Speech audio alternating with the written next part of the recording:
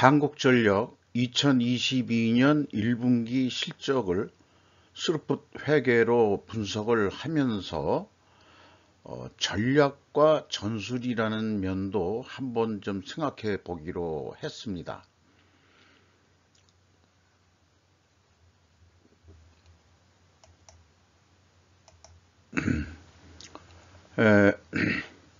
저도 후원을 바라는 그런 희망사항은 항상 있는 거고요. 그 다음에 구독, 좋아요 꼭 부탁드리겠습니다. 그리고 1.5 배속 보기를 하시면은 빠른 시간에 보실 수 있을 거고, 불필요하다게 느껴지시는 부분이 있으면은 건너뛰기로 보시면은 되실 것 같습니다.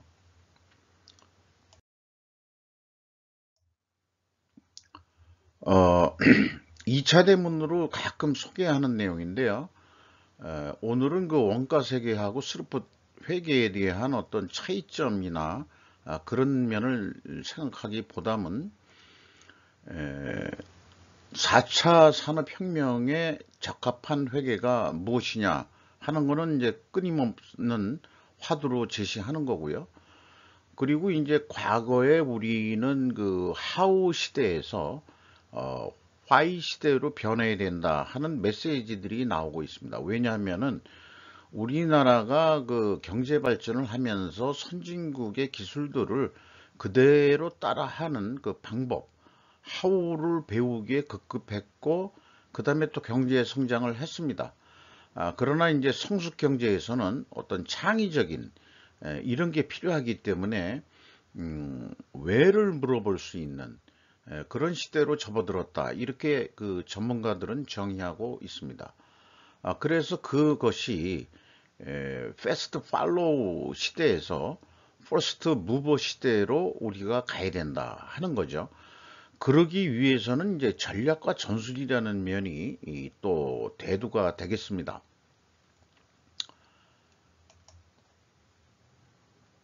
이 전략과 전술이라는 것은 원가 세계, 그동안에 우리 생각을 지배했던 사고방식들은 전략은 높은 데서 하는 거고, 그 중간 계층이나 그 하위 계층들은 전술, 시키는 대로 어떻게, 하우만 가지고 일을 하는 거로 그렇게 생각을 했습니다.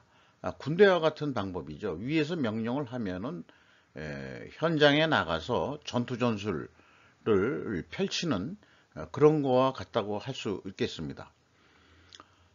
그런데 이 스루풋 월드에서 소개하는 전략 전술은 에센트 트리라고 해가지고 상위 계층, 중간 계층, 하위 계층 모두 다 그 계층마다 전략 전술이 필요하다는 그 새로운 그 사고 방식을 제시하고 있습니다. 어, 구체적인 내용은 별도 독립적인 내용이고 또 오랜 시간이 걸리는 얘기일 수도 있기 때문에 이러한 사고방식의 차이가 있다는 점과 이러한 새로운 사고방식의 전략 전술이 계층마다 필요하다 이런 점을 강조드리면서 또 그 진행을 해 보도록 하겠습니다.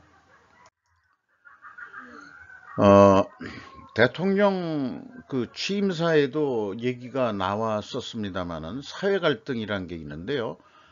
기업 간에도 그 갈등이 있고, 그 다음에 공급사슬망 간에도 여러 갈등들이 있습니다.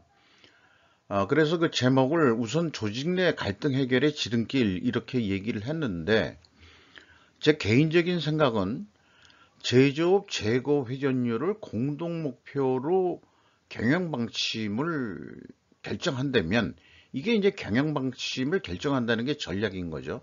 조직 내 갈등을 완화시킬 것이라고 저는 확신합니다. 대내외적으로는 고객, 회사, 공급자 이런 그 SCM, Supply Chain Management라는 그 차원에서 3윈, 윈윈윈이 되는 그런 전략 전술을 그 전개해 나가야 된다는 거죠. 근데 그 우선은 대내적으로 조직 내에서 영업 생산 분류가 그 핵심적인 어떤 현업 부서 성격인데요. 어, 그러니까 이제 현업부서라는 것은 이제 군대로 치면은 야전사령관들이죠. 영업 야정사령관, 생산 야전사령관, 그다음에 물류 병참, 물류 그 사령관, 병참이 매우 중요하죠. 현대전에서는 이 세 가지 부문이 윈윈인 해야 돼야 그 전체적으로 기업의 경쟁력이 증가해서 그나마 그 치열한 경쟁에서 살아남을 수 있다. 이런 얘기가 되는데요. 이렇게 해서 그 세 부문이 재고 회전율을 공동 목표로 세워라 하는 면들을 저는 뭐 한 10여 년 전부터 그렇게 그 지도를 하고 그 다음에 또 그렇게 공고를 해 왔었습니다. 근데 그게 잘 안 되더라고요. 왜냐 그러면은 그동안의 그 우리 사고방식을 지배해온 원가 세계의 패러다임 때문에 생산은 무조건 우리는 생산 목표만 잡으면 되고 영업은 무조건 판매만 하나만 보면 된다. 그리고 물류는 우리는 무슨 책임이 있느냐. 생산한 거 그 잘 보관했다가 그 다음에 이제 그 영업이 판매하면은 잘 물건 출고해 주면은 우리 역할은 끝나는 거 아니냐. 요렇게 이제 세 부문이 따로 놀다 보니까 대부분은 재고자산이 계속 증가하는 그래서 그 재고자산의 돈이 그 묶이는 뭐 그런 경우가 비일비재합니다. 한국전력을 얘기하면서 그 한국전력이라는 건 재고가 없는 건데요. 좀 생뚱맞긴 합니다만은 좀 전략과 전술을 얘기하면서 공동 목표를 좀 말씀드리기 위해서 했는데 그렇다면은 제조업이 아닌 한국전력 같은 경우에 공동 목표는 뭐냐? 전력 생산을 하고 그 다음에 판매를 하는데 어떤 공동 목표가 있어야 되는데 그 전략을 어떻게 세울 것인가? 이게 지금 분석을 하면서 의문점으로 떠오르는 거예요. 왜 영업 적자가 나느냐? 뭐 이런 거죠. 내부적으로 공동 목표 합의가 쉽지 않다면 대안은 뭐냐? 이런 면도 생각을 해봤어요. 근데 이제 가장 그 쉽게 느껴지는 건 그렇습니다. 내부적으로는 둘이서 그 치열하게 치고받고 싸우고 자빠졌는데 얘네들을 좀 협력하게 만들 방법이 뭐냐 그러면은 공동의 적을 만들면 됩니다. 이게 정치적으로 얘기를 한다 그러면은 여당 야당이 싸움질들을 하고 있는데 공동의 적이 있다 그러면은 그 공동의 적을 상대할 때는 협력할 거 아니냐 이런 얘기죠. 이게 이제 그 공동의 적이라는 게 이제 주적을 누구로 하느냐 이런 걸 결정해야 된다는 얘기죠. 그럼 제가 얘기하고자 하는 그 의미를 충분히 파악하셨을 거라고 믿습니다. 자, 이 정도 하고 구체적인 상황으로 좀 넘어가 보죠. 주가가 22,750원으로서 그 뭐 조금 올랐습니다. 장부 가격 대비 36%인데 한전의 그 주가가 장부 가격 대비 36%밖에 안 되는 아주 저평가로 돼 있죠. 이렇게 되면 제 생각은 그런 거죠. 여기 이제 말로 써 있는 거를 좀 읽으면은 만약 외국 그 투기 자본이 적대적 기업 장악 목적이 있을 경우 지분율을 획득하는데 돈이 적게 들 것이다. 이렇게 그 36%뿐이 안 되면은 지분율을 높이는데 큰 돈이 안 든다는 거죠. 그리고 또 한국 정부와 한국산업은행이 지분율을 팔 경우도 마찬가지일 것이다. 주가가 높아야 만약에 일부 지분을 매각한다 하더라도 돈이 많이 드니까 포기할 수준은 돼야 되는데 워낙 한전 주가가 싸구려로 떨어져 있으니 지금 삼성전자도 결국 마찬가지죠. 왜 8만 전자가 왜 무슨 뭐 요즘 6만 전자냐 뭐 이제 이러면서 개미 투자자들이 그 고민을 하고 뭐 그다음에 이제 그 실망을 하고 뭐 이런 겁니다만은 한전도 똑같은 입장이라고 봅니다. 그런 상황인데 그렇다면은 이제 그 주주 5% 이상 주주 소유를 보면은 물론 이제 한국 정부가 이게 산업자원부에 해당할 것 같은데요. 18%하고 산업은행을 더하면은 50.1%가 되니까 개연권 방어는 충분히 됩니다.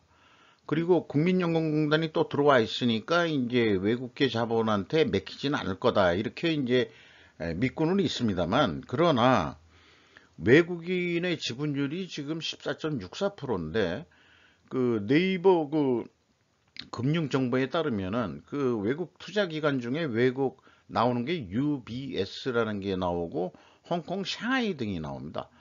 그러면은 UBS는 그러면 어느 쪽 자본이냐 이렇게 봤는데 UBS 홈페이지를 직접 들어가 봤어요. 그랬더니 얘네들이 분명히 그 중국 자본이 맞습니다. 말은 이제 글로벌 금융기관이라고 되어 있는데 한국 지점도 있고 또 홈페이지 상으로는 다 서양 놈들 얼굴만 이 박혀놨는데 어, 중국 자본인 게 맞는 것 같습니다. 홍콩 상하이라는 게 이제 뭐 중국 자본은 아니고 상호가 이렇다는 얘기인지 그거는 잘 모르겠습니다만은 기왕이면은 뭐 영미 자본이 뭐 또 아니고 지금 보면은 대부분 그 제 생각에는 중국 자본으로 그렇게 인식을 할 수 있을 것 같아요. 그러면은 욕심을 부리는 애들이 누구냐 그러면은 중국 애들 아니겠느냐 뭐 이런 것까지 이제 생각할 수 있는 거겠죠. 그런 상황이 발생하도록 최대 주주가 방치하는 것은 저는 매국적 행위에 해당한다고 정의하고자 합니다.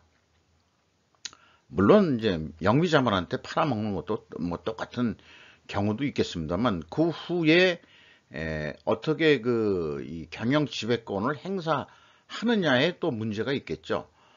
그래서 뭐 전반적으로 이런 얘기들은 하고 있습니다. 그 IMF 이후로 우리나라가 글로벌 금융자본한테 간접 지배를 받는 그런 상황이다. 그러니까 간접 식민지 시대에 살고 있는 거 아니냐. 이제 크리티컬하게 비판적인 입장에서는 그렇게 얘기하는데 잘못하면 그거는 이제 그 국수주의가 또 되기도 하겠죠. 그러니까 글로벌리즘으로 볼 때는 좀 더 좀 폭넓게 광의적으로 생각하는 그런 방향도 물론 있긴 있어야 될 것으로 생각은 합니다. 그 손익계산 내용으로 이제 직접 들어와 보죠. 결론을 말씀드리면은 원전 발전을 친환경으로 2위에서 이미 정의를 했음을 대한민국 정부도 상기해야 할 것입니다. 다행히 이 정권이 그 교체가 돼가지고 안전한 소형 원전이라고 그러나요? SMR로 대거 전환해야 되지 않겠느냐. 4차 산업혁명 시대가 되고 그 다음에 뭐 스마트 시티다. 문재인 정권 때도 뭐 스마트 시티 뭐 이런 거를 매우 많이 얘기했는데 IT 강국이 된다든지 그럴수록 스마트 시티가 된다든지 하면 할수록 전기 수요는 크게 또 증가할 것입니다.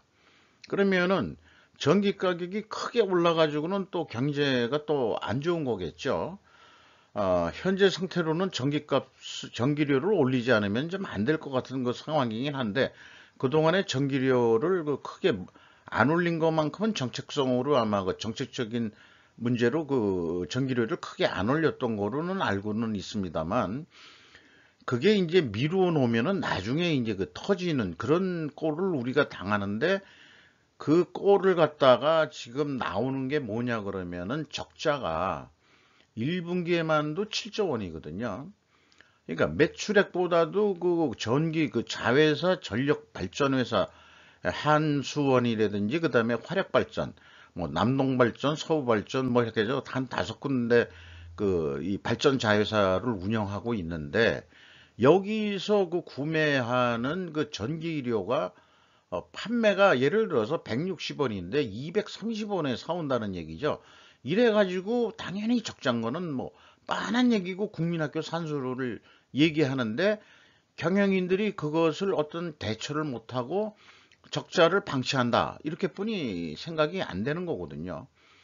전년도에 8.4% 스루풋이 무려 마이너스 43.6% 1분기에 졸지에 그 갑자기 이렇게 떨어졌습니다. 운영 비용을 조금 아낀다고 아꼈는데 적자가 나니까 운영 비용도 아끼려고 그러겠죠. 아마 인건비도 분명히 아끼려고 했을 거고 한전 직원들의 사기는 엉망이 가고 있을 거다. 뭐 이런데 뉴스를 보면은 최악 적자 한전기술 지분 14.77% 매각한다. 경영권 유지에 필요한 51%를 빼고 모두 매각하겠다는 것이다. 이런 뉴스가 2022년 5월 18일 이데일리 김영욱 기자의 뉴스 보도로 나왔습니다. 그러니까 한전 자체를 파는 게 아니고 한전 기술의 지분을 매각하겠다는 얘기인데 한전 기술이 뭐예요? 그 원전 기술도 거기 들어가 있을 거 아닙니까? 그러면은 그 사는 사람들이 누굴 거냐 이거죠. 좀 이미 그 기득권을 가지고 있고 외국 자본으로 들어와 있는 분명히 그 중국계 자본 같은데 이런 데에서 또 그 침을 흘리지 않겠냐. 이게 과연 전략 전술로 이게 제대로 머리가 제대로 박혀 있는 애들의 그 생각인지 전혀 이해를 할 수가 없습니다. 이건 뭐 국민학교 산수도 못하는 애들의 그 사고방식 아니겠느냐. 이렇게 했는데 한전 자체의 손익구조를 어떻게 개선시킬 거냐 이거부터 생각을 해야 되는데 아니 팔 생각부터 하고 자빠졌으니 이놈의 그 공기업이라는 게 이 공기업이 그러면은 차라리 그 저기 민영 상장을 시키지 말든가 상장은 안 시켰으면은 외국 자본이 줍줍 팔 일도 없지 않겠냐 이런 얘기거든요. 물론 이제 그 상장 시킨 거는 뭐 다 또 따져보면은 명박의 MB 정권 때부터 그렇게 유도를 해서 그 근본적인 문제는 우리 책임은 없고 옛날에 다 과거 정권 애들 때문에 그렇게 된 거다. 또 이렇게 이제 또 논리를 만들어 가는 걸 또 세우겠죠. 분명히. 어쨌든 그래서 1분기 영업 손실은 9조 1천억 원이 발생이 됐습니다. 전년도에도 영업 적자입니다만은 이게 무려 843%나 적자 폭이 크게 확대가 됐습니다. 그래서 한전이 공시하는 그 원재료 가격, 원재료라는 게 뭐 딴 거 있겠습니까? 전기 사는 가격인데 전기료 구입 가격이 57.8%가 상승했습니다. 이 상승한 원인은 대부분 화력발전 쪽에 남동발전 하나 샘플만 여기 그 표시를 했는데요. 가장 발전 단가가 그 올라간 이유는 그 LNG 가격이 그 올라서입니다. 그리고 뭐 유연탄 가격도 크게 올랐죠. 이렇게들 그 크게 올랐으니 원재료 가격의 그 비중이 높겠죠. 그 저기 발전 단가가. 그래서 57.8%를 올렸다. 그러면은 원전 수력 원자력 단가는 어떻게 됐냐? 올려준 게 아니고 거꾸로 이놈들 거는 또 깎아버렸단 말이에요. 이게 머리가 제대로 돌아가는 사람들인지 전혀 이해를 할 수가 없습니다. 겉으로는 점잖게 얘기하려고 그러는데 이게 설명하면서 보다 보니까 육두 문자가 자꾸 나오려고 그래가지고 죄송함께 됐습니다만 마음은 그렇단 얘기죠. 속으로는 열심히 욕을 하고 있는 중입니다. 그래서 영업적자의 근본 원인은 LNG 가격이 88%에서 어떤 발전소는 자회사는 90 몇 프로까지 그 LNG가 가격이 올라간 거로 표시가 되어 있어요. 그러면은 왜 그 동일하지가 않고 그 발전소마다 그 LNG 가격, 구입 가격이 틀리냐 그러면 뭐 거리의 이동 경로도 있을 거고 뭐 여러 가지가 있겠습니다만은 제가 알기로는 국내 LNG는 한국가스공사가 독점 수입을 하는 거로 되어 있거든요. 다만 별개 조항이면은 이 발전용이라든가 그 회사가 그 발전용으로 들어오는 것들은 직접 구입할 수 있다. 뭐 이런 것도 있습니다. 그러니까 이 한전이 직접 LNG를 수입도 할 수 있다. 저는 이렇게 알고 있거든요. 그래서 그걸 한전에서 종합적으로 그 원재료를 구매하는지 어떤지는 구체적으로 업무 분장이 어떻게 되어 있는지 발전 자회사마다 따로따로 또 구매를 하는지 그거는 확인할 길은 없습니다만 어쨌든 그 화력 발전의 그 발전 단가가 크게 올라갔기 때문에 매입 가격을 이렇게 올려줬다 이런 얘기가 되는 거죠. 그리고 그러면 완전히 그렇게 비싸게 사가지고 우리 그 국민들한테 어떻게 그 판매 가격을 어떻게 하냐 그러면은 1분기에 주택용이 6.3% 증가했습니다. 크게 올리질 못했죠. 일반용 1%, 교육용은 또 거꾸로 깎아주고 산업용 2.4% 오르고 요거 일반 제조업이나 이 산업용이 또 중요하겠죠. 원가 상승 압력을 받을 테니까요. 농사용이 조금 이제 좀 전년으로 그냥 원상복귀한 수준입니다. 전년에 5.2% 깎아줬다가 그러니까 2021년도에도 왜 깎아줬는지를 모르겠어요. 전혀 이해를 못하겠습니다. 그 LNG 가격이 그렇게 수입이 가격이 오르는데도 전력료를 깎아가지고 그 정권 말기에 그 인심 정책을 썼는가 하는 생각이 들어가는 정도죠. 거기다가 이제 심야 전력이 좀 쌌었는데 이거를 물론 이제 단가는 아직도 쌉니다. 11.1%나 인상을 시켰습니다. 그러니까 일반 이 주택용이 뭐 116원이라 그러면은 심야 전력은 73원이니까 뭐 한 40원 정도 싼 거니까 야간에 그 쓰는 전력 가격은 싸게 좀 살 수 있는 거겠죠. 그리고 이제 원자력 자체 내에서 발전소 자체 내에서 판매 단가들은 한국 수력 원자력은 58원에서 68원 10원 올랐는데 16.6% 오른 거로 되어 있거든요. 근데 아까 원재료 전기 구매 가격에는 또 깎아 내린 거로 되어 있어 가지고 과연 이런 데이터들이 또 신뢰성이 있는지 또 의문이 가요. 분명히 그렇거든요. 매입 가격에서는 1.5% 깎아내린 거로 돼 있는데 여기서는 또 판매 가격이 16% 오른 거로 또 돼 있고 물론 이제 화력발전소 하나, 둘, 셋, 넷, 다섯 5군데군요. 5군데 그 발전소에서 나오는 판매 가격은 이렇게 올려줬다 이거죠. 77%나 올려준 데도 있네요. 중부발전. 중부발전이 그 어디에 있는 건지 모르겠습니다만은 자관 그 화석 에너지가 많이 들어가는 그런 발전 그런 경우겠죠. 어, 뭐 구두로 얘기한 대로 화력발전 단가를 50% 이상 구매하고 판매 가격은 정치적 목적상 올리지 않으니 적자는 불을 보는 듯 뻔하다. 분명히 어떤 정치적 목적이 있으니까 그러니까 기업의 어떤 손익 개념에 의해서 의사결정을 하는 게 아니다. 그런 얘기가 되겠죠. 그러니까 의도적 적자다라고 얘기할 수밖에 없는 것입니다. 기업이라는 것은 민간 기업이라는 것은 존재하는 이유는 오늘도 내일도 돈을 버는 거기 때문에 상장 기업이라고 하면 오늘도 내일도 돈을 벌어 가지고 이익을 내서 그 다음에 주가가 올라야 주식 투자를 하는 사람들도 매력을 느끼고 들어오는 건데 전혀 그 기업의 목적하고는 반대 방향으로 움직였다 이렇게 볼 수 있는 거죠. 앞선 자료는 한수원 발전 단가는 16.6% 상승인데 구매 단가는 후려쳤다. 이런 거를 이제 이렇게 그 말로 기록에 남겼습니다. 개인 장사도 이렇게 할 수는 당연히 없겠죠. 비용의 성격적 분류는 그 재고 자산의 변동, 제품이란 게 없기 때문에 전기란 것은 재고가 있을 수 없습니다. 그래서 그 전력 구입비가 이제 매출원가 재료비의 그 주 구성인데 그게 69.2% 거의 뭐 70%가 증가했습니다. 운영 비용은 1.2%를 깎았습니다. 네, 이게 절감을 했다. 노력을 그래도 조금 했다 이런 이제 변명거리를 만든 거겠죠.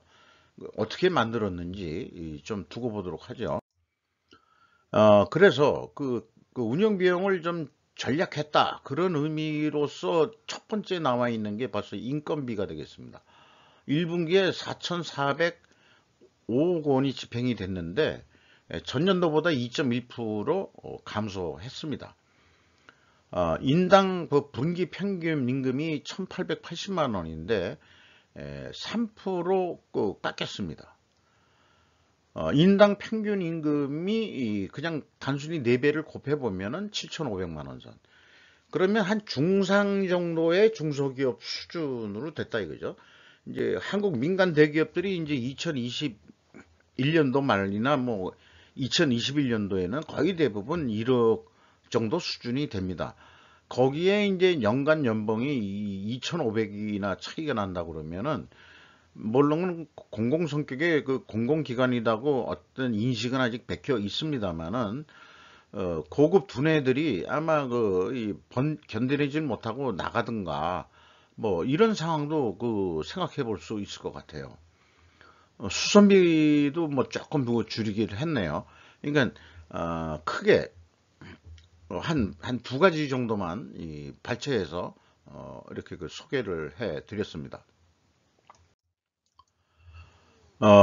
그리고 재고자산 2단계 쪽은 좀 비교의 의미가 없고요. 현금 흐름표 기준 3단계 증감 내용을 해보면은 이게 또 맞지가 않습니다. 그러니까 현금식으로 읽어보면은 현금이 30억 원이 들어왔다는 얘기거든요. 그러면은 재고자산이 30억이 줄어야 되는데 거꾸로 118억 원이 증가를 했습니다. 그럼 어디 하늘에서 떨어진 거죠. 하늘에서 재고가 갑자기 148억 원이 더 생긴 겁니다. 이게 뭐냐 이게요. 이런 걸 잘 모르겠다 이게요. 어떻게 내는 건지. 그리고 재고자산 평가는 여기는 하지 않습니다. 다만 재고자산 처분 및 감모 손실이 있어서 그 금액을 빼줘도 148억 원 차이가 있고 전년도 동기는 91억 원 차이가 있고 현금이 안 맞으면은 모든 데이터를 신뢰하지 않아야 된다는 게 제 주장입니다.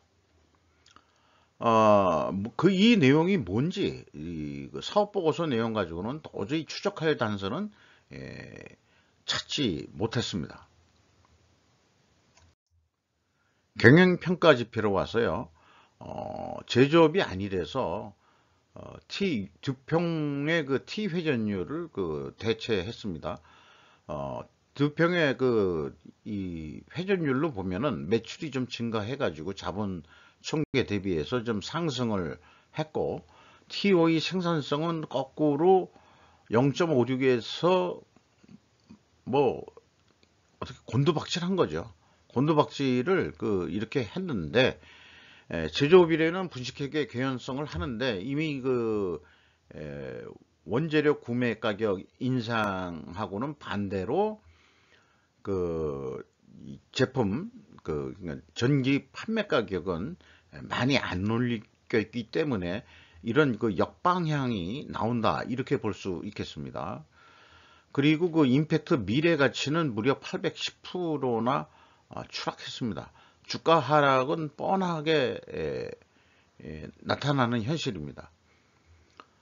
그리고 매출 조건 수금 속도는 2.4회전, 매입 채무 지급 속도는 2.5회전. 뭐 이런 면들은 좀 바람직하다고 볼 수 있겠어요. 발전 자회사한테 돈도 빨리 줘야 되고 그다음에 이제 전기 판매한 것도 수금도 좀 열심히 해야 되는데 발전 자회사한테 돈은 좀 빨리 더 그래도 좀 빨리 주고 있다. 전년도보다 이게 역전이 됐죠. 그러니까 이제 남는 게 없으니 돈이라도 빨리 주라. 자회사가 그렇게 했는가? 그런 상상을 해 보게 되는 거죠. 현금 재무 지표로 와서요. 캐펙스가 2조 2천억이나 자본적 투자가 있었습니다. 근데 일반적으로 전체 비유동 자산을 이제 제가 캐펙스로 산출을 하는데 뭘 2조 2천이나 투자했지 그랬는데 그게 아니고 이연 법인세 자산이 2조 2천억 원이 증가를 했습니다. 그러니까 요 얘기는 제가 세무 쪽에 대한 개정은 사실 문외한입니다. 세무 쪽은 제가 좀 잘 모르거든요. 어쨌건 이연 법인세 자산이 증가한 거로 되어 있습니다. 그 다음에 종속기업 비율이 34.4%로 1.2% 내려간 거로 되어 있고요. EAT 세후 현금 순이익이 아니라고 손실로서 7조 5천억의 순손실이 있었습니다. 현금 손실률로는 마이너스 8.4%, 전년 동기 대비 9.3%가 하락을 했습니다. 당연히 이것도 주가 하락 요인으로 작용한다고 할 수 있겠습니다. 채권자한테 9조 1천억 원을 추가로 차입을 해서 레버리지율은 54.4%가 됐습니다. 50%가 넘으면 이제 경영권 방어를 잃은 겁니다. 방어를 할 수가 없는 거죠. 그러니까 한전을 매각을 하더라도 할 말이 없게 되는 겁니다. 경영진이. 그러니까는 지들이 자구책이라고 해서 한전 기술부터 팔아가지고 뭐 돈을 확보해서 빚을 갚으려는 건지 어떤 건지 잘 모르겠습니다만은 머리가 그렇게뿐이 안 돌아가냐 이렇게 이제 생각이 되는 거죠. 근본적으로 손익구조가 발전 단가를 낮출 수 있는 그런 게 뭔지 생각을 해서 가야 되지 않겠냐 이런 얘기죠. 모든 어떤 한 방향으로 편향적으로 그 발전하는 게 아니고 그 원전 발전 구성비하고 그 다음에 화력 발전 구성비하고 또 재생에너지 그 발전 구성 비율하고 요런 게 이제 그 바란스가 잘 맞아가지고 종합적으로는 그 발전 단가가 내려갈 수 있도록 그런 머리를 돌려야 되지 않겠냐 이렇게 생각을 합니다. 최종 8조 4,539억 원의 현금을 잃었습니다.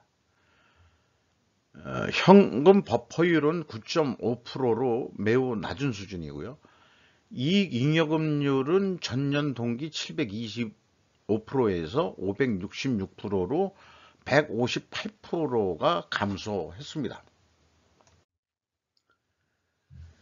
재무상태표 내용 중에서 비유동자산의 내역의 그 중요 내용을 보면은 아까 말씀드린 대로 이연법인세 자산이 2조 1,500 전년도에는 없었는데 이게 이제 그 결손이 나면서 이연법인세 자산이 뭐 발생한 거로 그렇게 생각이 듭니다.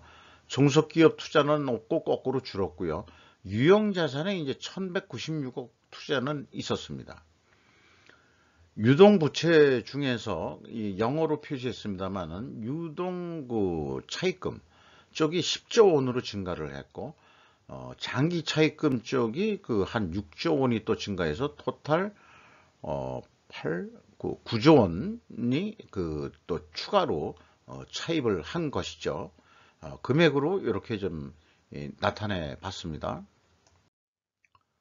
자, 이렇게 해서 이대로 가면은 뭐 적자폭은 뭐 뻔한 건데 연말 예측을 그 1분기가 끝났으니까 9개월 동안에 벌써 근데 이제 5월 중순인데 아직 전기료 가격 뭐 인상됐다는 얘기는 크게 이슈로서 보도된 적은 없죠. 그런데 이거를 그 적어도 손익분기점 수준까지 하려면은 매출을 얼마나 해야 되겠느냐 이거를 한번 계산을 해봤어요. 그랬더니 이제 요게 이제 그 이 목표 이익이 이제 손익분기점이죠. 그러면은 이제 100조 원이나 나옵니다. 그러니까 그 529%나 그 증가를 해야 되거든요. 그러면은 요걸 그 비율로 따진다면은 손익분기점 수준이 되려면 전력료를 76%나 인상해야 되는 거로 나옵니다. 과연 76%를 일시에 올릴 수 있을까요? 분명히 그 누적적인 거기 때문에 그렇게 못 올릴 것 같아요. 그게 좀 문제로 좀 보이죠. 현 정권의 어떤 그 큰 과제로 뜨거운 감자를 그 넘겨받은 것 같습니다. 그래서 그 원전 발전을 하루속히 개선해야 된다는 게 뭐 여러 전문가들도 얘기했던 겁니다만은 이렇게 저는 손익 분석을 내용을 보더라도 그 다음에 한수원을 또 쭉 그동안에 그 분석을 해왔거든요. 한수원은 흑자예요 사실상. 그러니까 흑자 내는 데는 한수원뿐이 없습니다. 한국수력원자력. 그런 거를 왜 탈원전을 한다고 했는지 전혀 이해할 수가 없습니다. 뭐 지난 얘기 같습니다만은 현 정권은 이걸 어떻게 해결하려는지 자막 귀추가 주목이 됩니다. 그 제정 원가라고 할 수는 없고, 뭐 제정 원가긴 원가죠. 그래서, 한 연말까지 한 3배 정도 한다고 볼 때, 99조 원의 그 매출 원가가 나오게 되겠습니다. 그러니까 한 100조 원은 해야 된다. 왜냐? 음, 적자를 안 하기 위해서는 이런 얘기가 나옵니다. 어, 이 표현은 이제 납품할 때 그 경우를 생각해서 표현해 놓은 건데, 요거를 이제 내부 그 판매 계획의 승인 과정이라고 생각해도 될 것 같아요. 비율이 매입 전력이 93%, 가공비가 7%, 요거 더하면 이제 100%가 되는 거죠. 결국 뭐 재고가 없으니까 요거 합치면 그게 바로 매출 원가가 되겠습니다. 그래서 이제 100조 원을 하겠습니다라고 그 보고를 해야죠. 최고 경영자한테.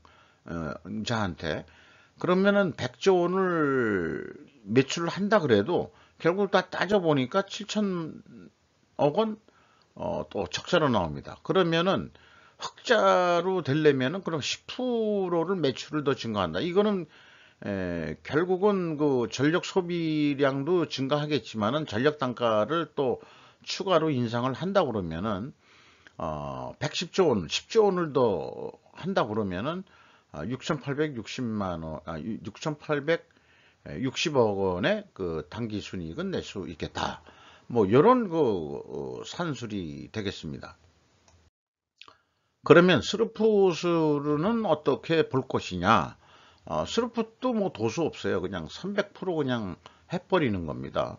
1분기를 1로 보기 때문에 4배를 하기 위해서 300%로 하면은 400%가 됩니다. 그러면은 흑자를 내기 위해서 이 스루풋율이 마이너스 43.6%인데 요거를 그 100% 애드를 한 다음에 그 다음에 그 스루풋 이 손실률을 뒤집어서 143.6%로 증가한다고 그렇게 넣어서 계산을 하면은 아까 원가회계 쪽은 100조 원 정도 하면 되는데 매출액은 스루풋식으로 계산하면은 한 94조 원 매출하면은 될 것 같다. 이런 얘기가 되겠습니다. 그래서 그 1분기 실적을 기준해서 사업 계획을 그 제안을 하게 되면은 실질적으로는 그 매출 재료비라고 그러는데 이제 뭐 매입 재료비나 매출 재료비나 이제 한전은 같기 때문에 92조 원. 그다음에 가공비, 현장 운영 비용 들어가고 그다음에 판매 관리비 또 들어가서 그다음에 이게 손익분기점을 선으로 한다 그러면 그게 100조다. 요게 이제 원가 회계하고도 요거는 뭐 차이가 없습니다. 그러니까 거의 뭐 유사하게 나옵니다.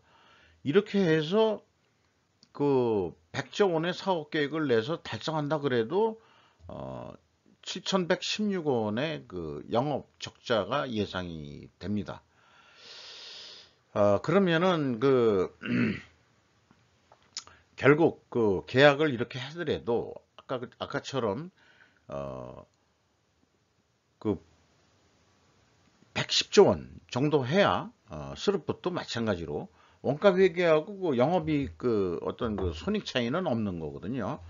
그러니까 스루풋은 그 매출 재료비 중심으로 하나 이게 예측을 해보고 하나는 그 손익분기점으로 해보는 방식이 있는데 이번에는 여기에 손익분기점 그 산출 방식은 뺐습니다. 왜 그러냐면은 마이너스로 돼 있는 거를 그거 했을 때 너무 오차가 크게 가지고